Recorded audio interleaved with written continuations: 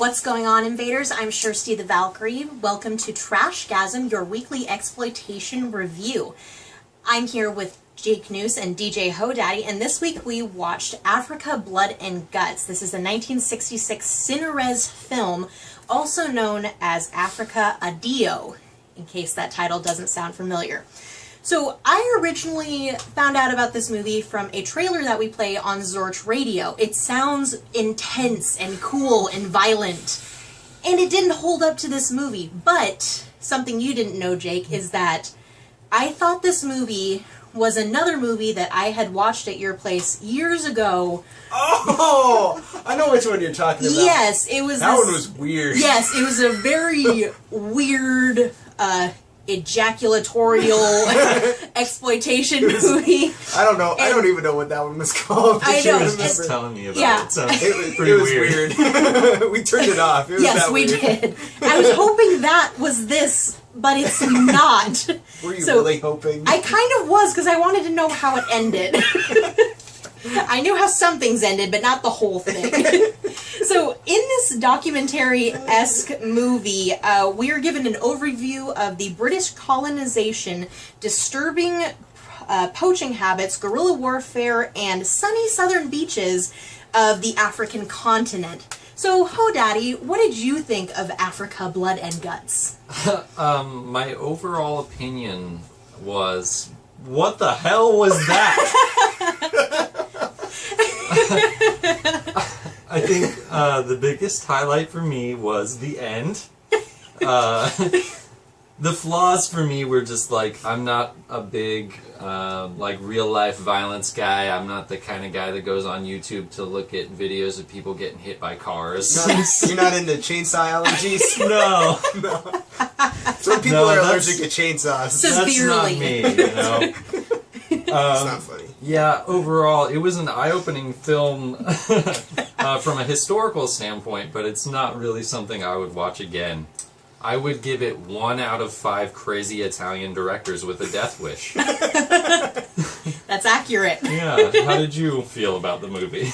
So for me, this movie is kind of like those really dry documentaries that you have to watch in high school, but it's stripped of all censorship and all morale, and it's set in Africa. That's this movie. The highlight for me is the most random transition in the world. We are forced to watch an hour of footage of these poor animals getting just torn to pieces by these poachers, and then all of a sudden we're in bright, sunny southern Africa where all these blonde beach babes are jumping on trampolines on the beach.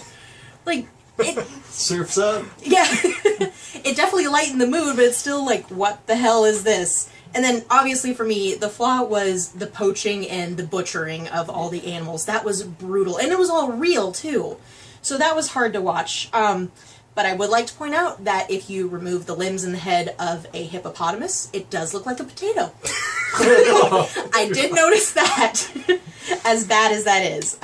So for me, it's hard to watch, but I guess it's one of those where you have to experience it. I give it 2 out of 5 pending PETA protest letters. How about you, Jake?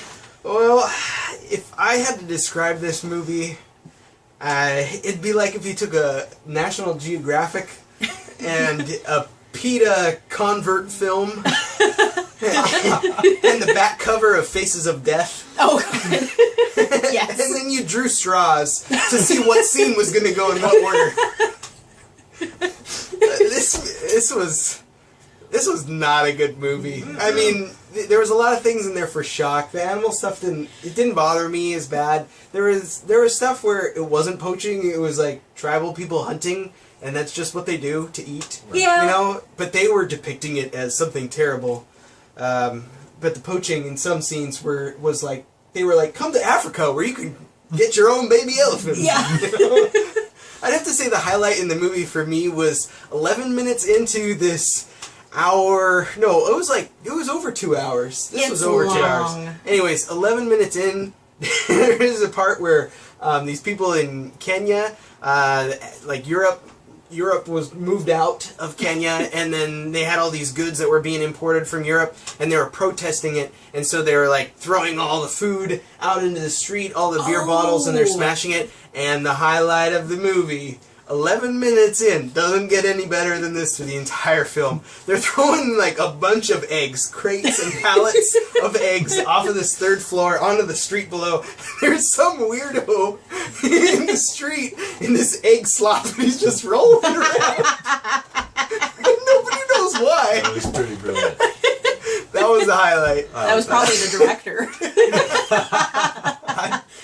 I don't even know what the director was thinking. I think the director wasn't even in the editing room in this one. Which brings on two of the major flaws for me. I couldn't even pin it down to one.